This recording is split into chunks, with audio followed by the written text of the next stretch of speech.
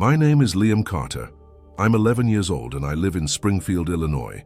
What I'm about to tell you is something I never thought I'd have the courage to share, but I know I have to, because what happened to me changed everything I believed in. And maybe, just maybe, it will change something inside of you too. It all started on a Saturday afternoon. It was one of those sunny days where everything seems perfect. My mom, dad, little sister Emily and I went to the park near our house. We were playing frisbee, laughing, eating the sandwiches that Mom made, just enjoying life like any other family. I remember the sun was very strong that day, and the smell of cut grass was in the air. I felt so alive, so normal, but then, out of nowhere, I couldn't breathe anymore. It was no ordinary asthma attack. I've had this before. It was different. My chest felt like it was being crushed. My vision became blurred. I heard my mother scream my name, but her voice began to trail off, as if she were coming from underwater. The frisbee fell out of my hand. I fell to my knees. And then, nothing. I woke up in flashes. Bright lights above me. People screaming. My body shaking without control. I heard someone say code blue. I didn't know what that meant at the time, but now I know. It meant my heart had stopped. I was dead. Then they said I was clinically dead for almost 6 minutes. 6 minutes without a heartbeat. 6 minutes in which my mother screamed desperately, begging me to come back. My father, he never cries, but he cried that day. I know because I saw it. But the strange thing is, I was no longer in my body. I remember floating above, watching everything from above. I saw the doctors working on me, pressing on my chest, shouting instructions. I saw my mother falling to her knees in the hallway. I saw my father punching the wall hard, and I wasn't scared, not even in pain. I felt free. That's when I saw a light. It wasn't like a light bulb or the sun. It was a warm, soft, but incredibly strong light. It started pulling me, as if it were a magnet. I couldn't resist. I couldn't even do it. And the closer I got, everything around me disappeared. The hospital, the people, the pain, everything was disappearing. What came next is the part that still keeps me up at night. Not because it was scary, but because it was real. More real than anything I've ever experienced, and that it was just the beginning. Some stories seem unbelievable until they touch something inside us. And this one isn't just about a boy who came back from the dead. It's about a revelation that could change everything you thought you knew. Stay until the end. You will understand why so many leave here transformed. I don't know how to explain what it's like to be between life and death. It's not like in the movies. There's no sound. It has no color. But you have a strange certainty that something much bigger than you is happening.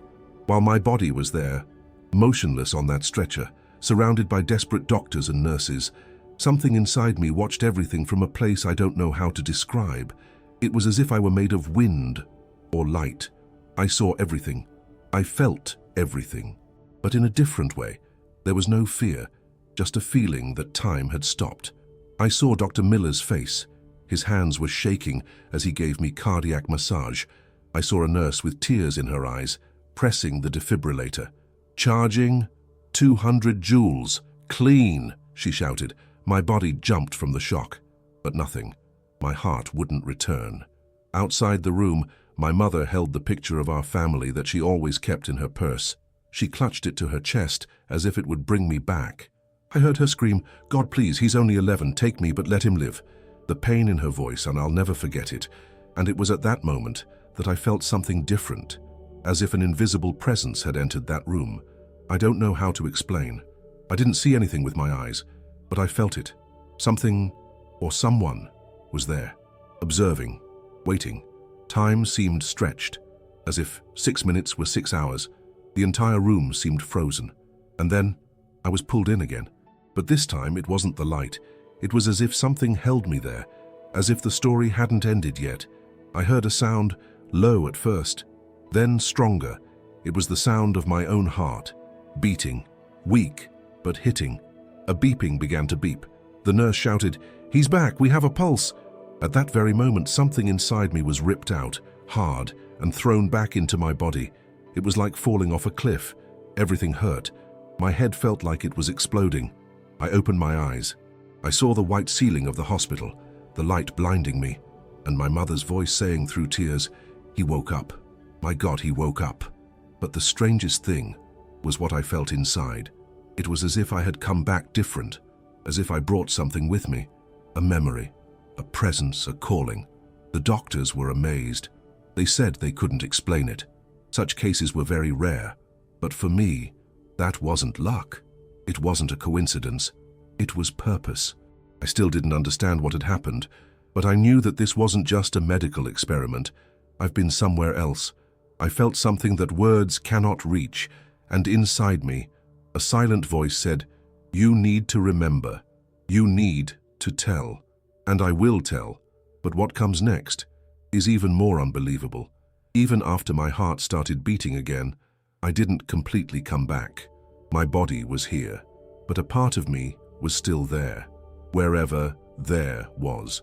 The doctors said I was in critical condition, that I needed to rest, be under observation, but little did they know that inside I was going through something much bigger than any diagnosis.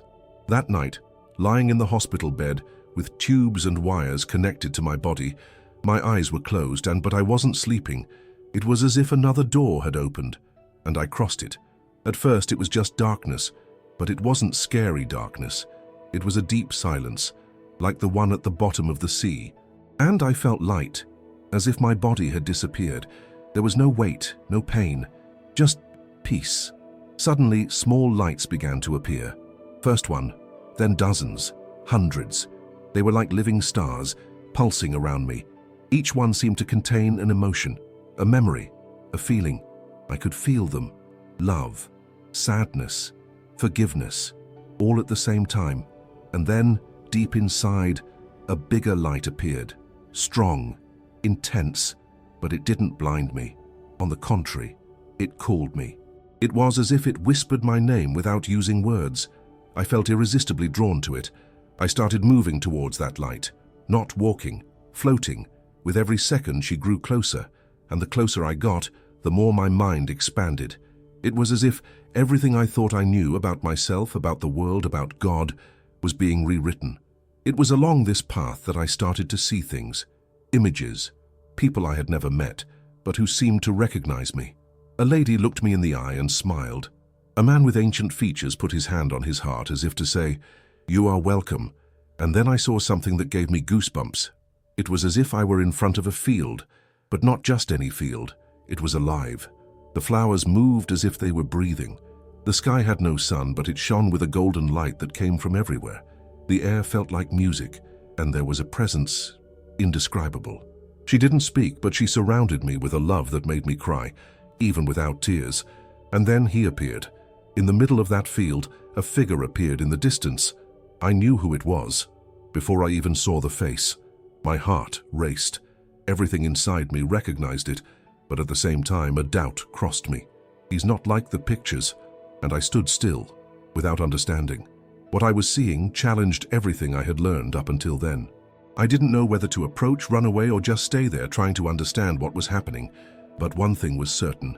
I was in a place that was not of this world, and what was about to happen would change my life, and maybe yours, forever. I know it may seem strange, maybe even impossible, but what I'm about to tell you is neither a dream nor a hallucination. I've been there. I felt it. And to this day, part of me is still trying to understand everything I experienced in that place. The figure in front of me continued to approach.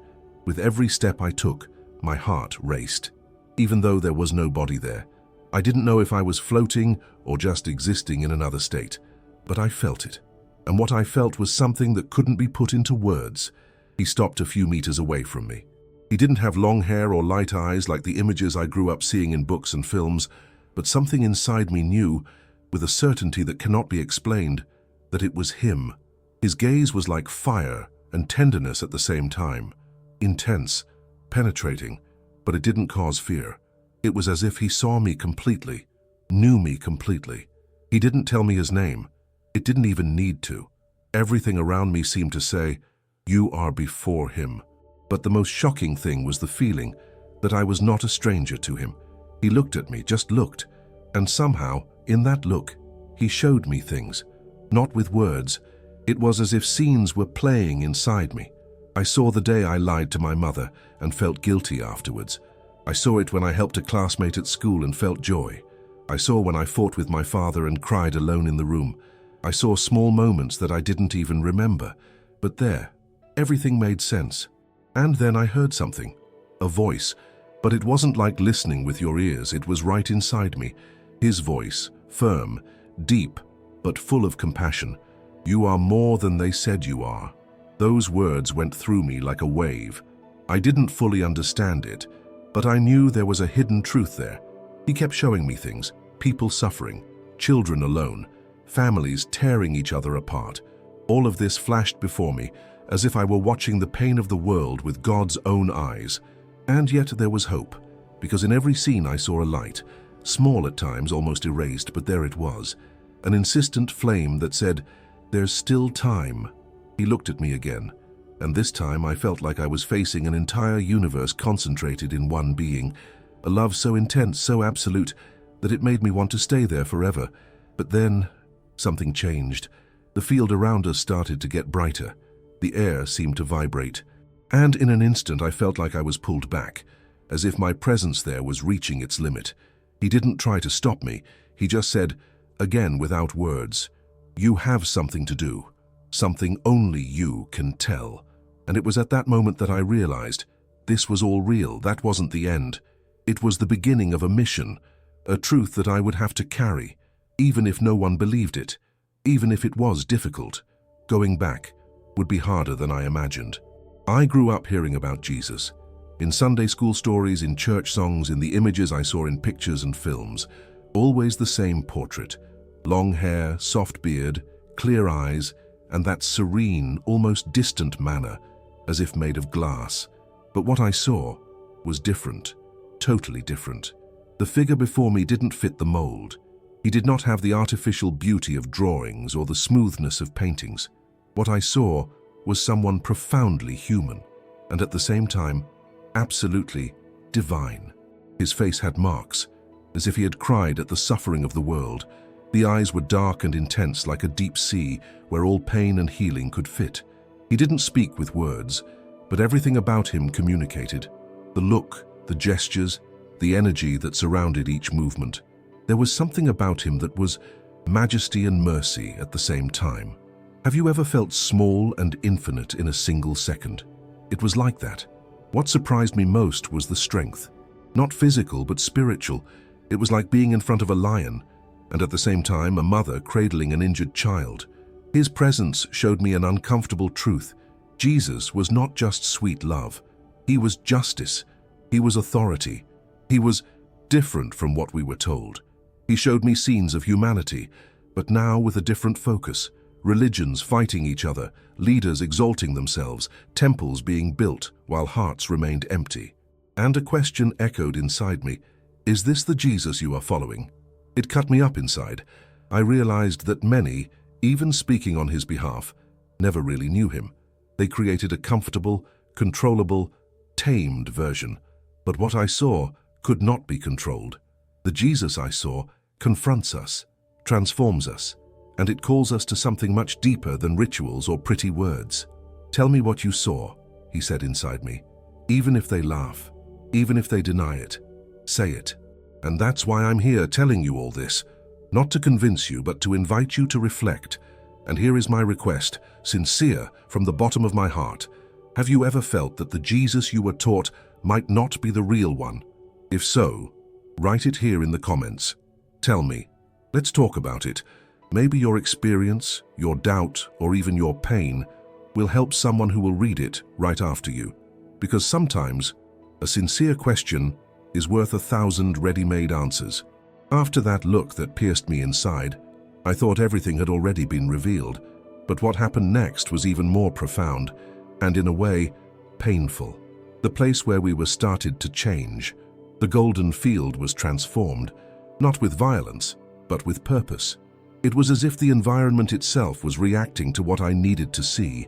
The sky began to gently rotate, and around us, images began to emerge. As if invisible screens opened, showing scenes, not from the past but from the present, and the future. I saw the world. I saw children crying alone in shelters, invisible beggars on the streets of big cities, Mothers on their knees begging for a miracle. People shouting at each other over small things as if they had forgotten what compassion is. Jesus, the one I saw who saw me, said nothing. It just made me feel what he felt when he saw all that. And what he felt was a devastating mix of love and sadness. I felt in my chest the weight of billions of broken hearts. It wasn't theater. It was real. He made me feel what it's like to love a world that has forgotten who you are. Then, finally, his voice returned. Not as sound, but as truth that explodes within the soul. They forgot to listen, he said. They speak my name. They build temples. They fight in my name, but they don't listen to my voice. Love became a symbol. Faith became a dispute. And forgiveness became a bargaining chip. I cried. No tears, but I cried. Because I realized that we, all of us, are too distracted. We chase status, likes, control, and we let the essentials slip through our fingers. He showed me a silent child holding a torn drawing, said, "She prays every day and she thinks nobody listens to her." Then it showed a man sitting in the dark with a gun in his hands, ready to give up. He just needed one word, but no one spoke. And then came the revelation that burned inside me. You will come back. And when you come back, tell it. It doesn't matter if you believe it, but tell it. Because what you saw needs to be remembered. It was as if a mission was imprinted on my soul. I didn't ask, I didn't choose, but I understood that if I went back, I would have to carry that with me for the rest of my life. And that every word I said from then on would have a different weight. I wasn't just a boy anymore. I was a messenger of something the world had forgotten, and that's why I'm here, not to impress, not to cause controversy, but to fulfill a silent promise made in a place where time doesn't exist and where all that matters is the love we give or refuse. I still didn't know how I would get back or what I would face, but I knew that when I woke up, nothing would be the same. When all was said, when the images disappeared and the silence returned, I found myself before him once again. Jesus, the one I saw who was so different from what I had been taught, was standing before me. But now his gaze was different. It was no longer an invitation. It was a question. And that question didn't come with words. It came with a feeling that crossed me completely. A weight, a responsibility, a pain. Do you want to go back? For a moment, I hesitated, because there was no pain. There was no fear. There was no loneliness. It was the safest and truest place I had ever been. There I felt like I was part of something eternal, that my existence had a meaning that didn't depend on what I did or didn't do. I was loved, just for being. Here, in the world of the living, there was confusion, doubts, people who hurt me, days when I felt small, ignored, alone. There all this dissolved, so why go back? But it was at that moment that I saw my mother, not like before in the hospital room, but like a living memory. She was sitting on the edge of my bed, softly singing the same song she sang when I was little and afraid of the dark. I saw her face bathed in tears. I heard her voice saying, "Liam, come back to me, please. I still have so much to live with you." Then I saw my father standing in the hospital corridor. He didn't cry this time, he just looked at the ground with his fists closed. But you could see it in his eyes. He was already broken inside. And then I saw my little sister, Emily. She held my favorite stuffed bear and asked my mum, "Is he coming back, Mommy?" That destroyed me. That's when I realized I didn't belong there anymore. Not yet. I had something to do, something to tell, people who loved me, who still needed me. And even though the world was imperfect, that was where my mission began. When I looked back at him, I knew my answer. Yes, I'll be back. He didn't smile, but his gaze lit up with something that looked like acceptance and love. Their firm love which does not beg but respects, a love that teaches. He reached out his hand, and when he touched me, it was like being pulled back by a hot, biting wind. The light disappeared. The sound returned. The pain came back. But I came back. The first thing I felt was pain. Not just physical pain, but something deeper, as if I had been ripped from a place where everything made sense and thrown back into a limited, heavy, suffocated body. I heard the sound before I could open my eyes, the beeping of the heart monitor. Fast, irregular, people talking out loud, rush. Then the sound of my mother's voice. She said my name, but as if she were afraid I wouldn't respond. "Liam, "Liam, my love, come back to me. Please come back." When I finally managed to open my eyes, the white light from the hospital ceiling blinded me for a second. I blinked slowly. I tried moving my fingers. The feeling was of being trapped within myself, as if my body had not yet accepted my return. The nurse screamed. A doctor rushed to me. And my mother, she broke down. He cried, as if he were seeing a miracle happen right before his eyes. And it was. The doctors said I shouldn't have come back, that my brain was without oxygen for too long, that, even if I survived, there was a good chance I wouldn't talk, wouldn't walk, wouldn't remember anything. But there I was, lucid, awakening, breathing alone. They called me an exception, from a rare medical case. But deep down, I knew. It wasn't science that brought me back. It was the choice I made, and the call I received. In the first few days, everything seemed confusing. I didn't know how to explain what I had experienced. The images were still fresh in my mind, as if I had returned from a trip, not in time, but in spirit. I remembered the golden field, from his presence, from the soundless voice, from the messages, and the promise, tell. The first person I tried to tell was my mother. She listened to me with teary eyes, squeezing my hand. When I finished, she said, "My son, you experienced something that we don't understand, but if it was real for you, then I believe it." But not everyone was like that. Some doctors said it was delusional, a hallucination caused by lack of oxygen, a trick of the mind, a defense mechanism. But I knew, because nothing I've ever experienced, neither before nor after, was as real as that. Little by little, I started walking again, talking, eating, but I wasn't the same. Something in me had changed. I felt people differently, as if I could see their pain, even when they smiled, as if every look carried a silent scream. The strangest thing was when, days later, I asked for a paper and a pen and drew his face, not the one in the images, but what I saw. And when I showed it to my mother, she was silent. He cried, and then he put that paper away in a drawer. To this day, he never spoke about it again. I had returned, but now, my mission was just beginning.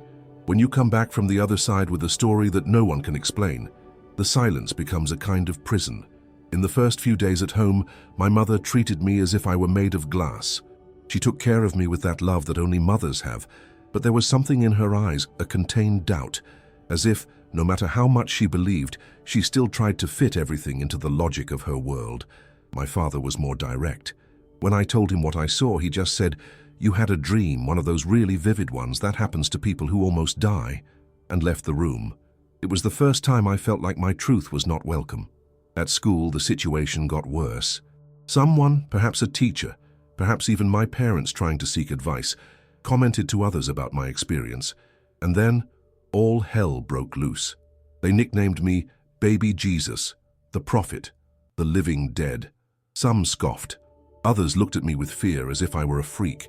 Even my closest friends started to drift away. One of them said to me with cruel sincerity, "Man, you're getting weird. You say some things that no one understands. It seems like you're always on another planet." And in a way, he was right. I couldn't see the world the same way anymore. While my colleagues talked about video games, series, and memes, my head was full of existential questions, of memories that didn't seem like this world, of a feeling of mission that no one there could understand. One night, I tried to erase everything, to forget. I pretended it didn't happen. I wanted to be normal again. I even picked up the drawing I made of Jesus, the one with the look that no one recognizes, and I almost tore it up, but a voice inside me whispered, "Don't run away from the truth, just because it scares others." That hit me hard.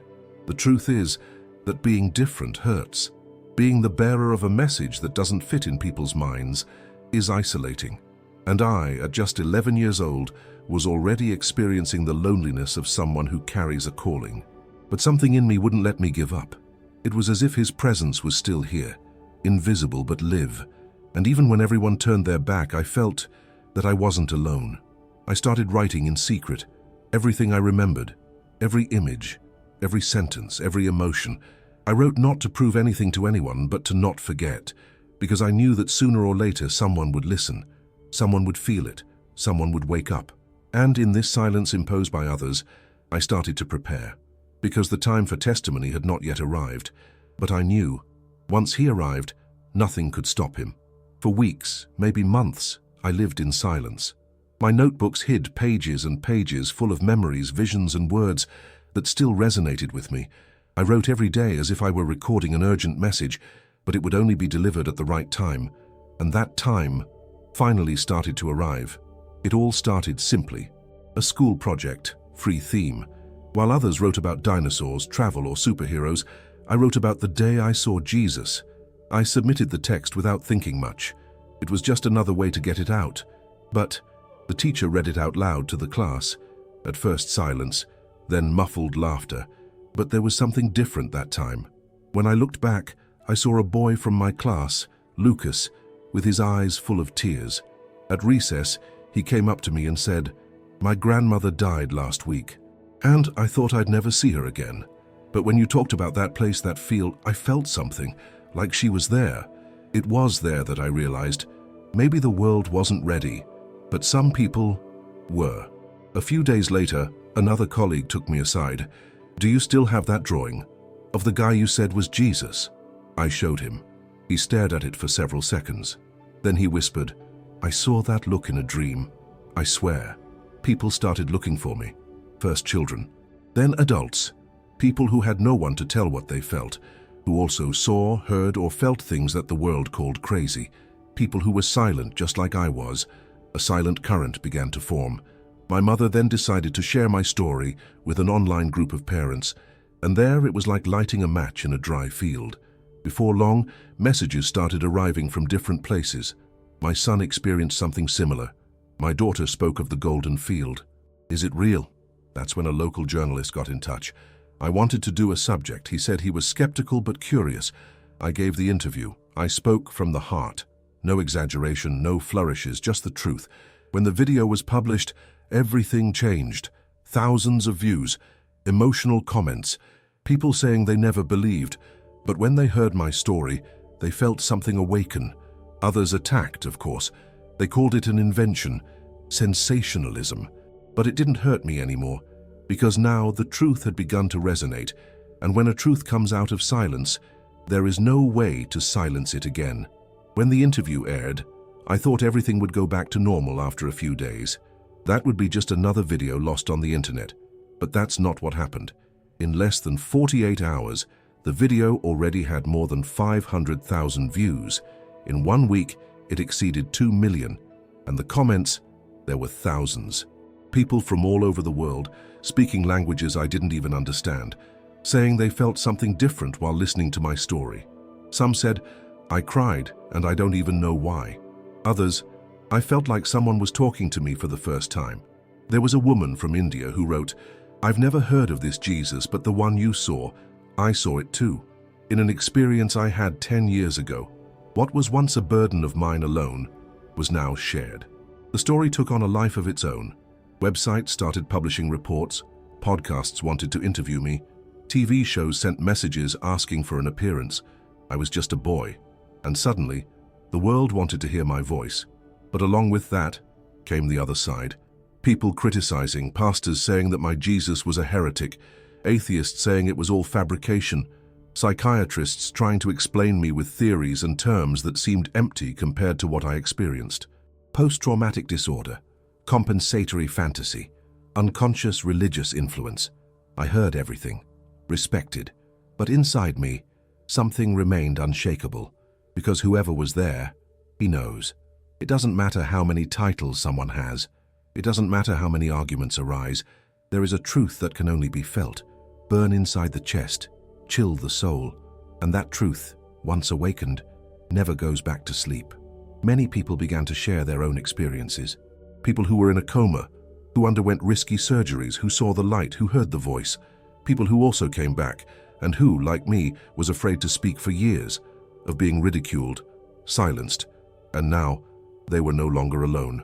My story had become more than a video.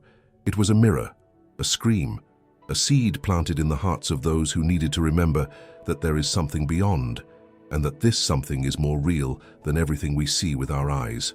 I didn't have answers for everything. I don't have it yet. But with each person touched, with each message sent with tears and faith, I understood that the mission was not to convince. era to remember.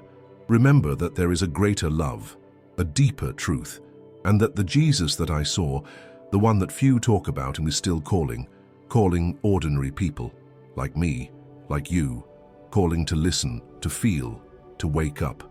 Sometimes I catch myself looking at the sky, not with the eyes of a curious child, but with the eyes of someone who has been on the other side and returned.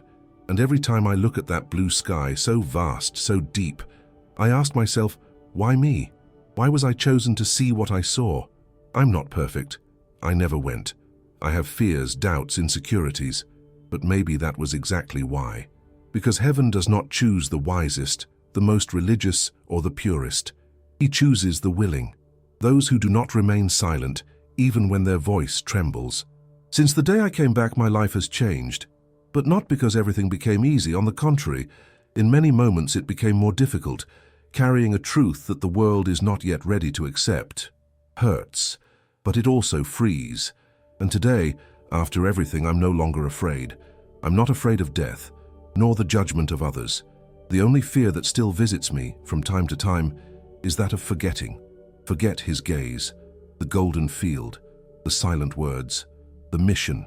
But then someone comes, comment, share, cry. It says, your story touched me. And I remember that every time I tell it. It's like I'm going back there. It's like he's still with me, here. And now, I want to ask a question. For you, yes, for you who are watching. What if I'm telling the truth? What if that place really exists? What if Jesus is more than what they taught, more than what the images show, more than what the speeches repeat? What if he is calling you too? Maybe you've never experienced anything like this.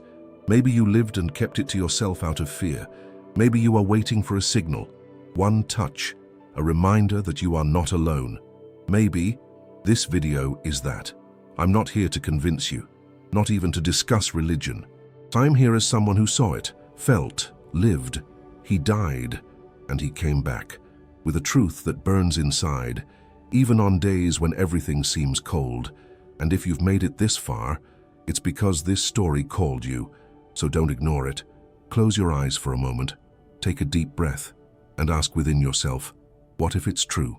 If your heart trembles, you already have the answer. Now, it's up to you. If this story touched you, if you felt something, write in the comments. Share with someone who needs to hear, because sometimes a video is just a video, but other times it's an awakening. And if you have doubts, pain, or something you experienced and never told anyone, this space is also yours. I'm no different from you. I was just called earlier, but the calls is for everyone. Feeling the presence of God through a story is not an accident. It is a calling. When something inside you moves, it's because the journey isn't over yet. It's because there's something bigger waiting for you. So subscribe to the channel, not just to follow the next videos, but to continue this path of faith, awakening, and transformation. And getting this far until the last second, leave a like. This shows that something really touched you and that this message found a home in your heart. Sometimes, a simple phrase has the power to ignite someone's faith, to renew the hope of those who almost gave up, to show that they are not alone. And when we declare out loud what touched our heart, something changes, inside and outside us. Therefore, comment below, I heard it, and I believe it. These words could be the turning point in someone's life, and maybe in yours too. Watch the next video that appears on the screen. There's something there that you might not even know you need to hear, but you'll understand when you get there. It may be that this whole story was just the beginning, the first step. Click, trust. Sometimes that's exactly how something bigger starts.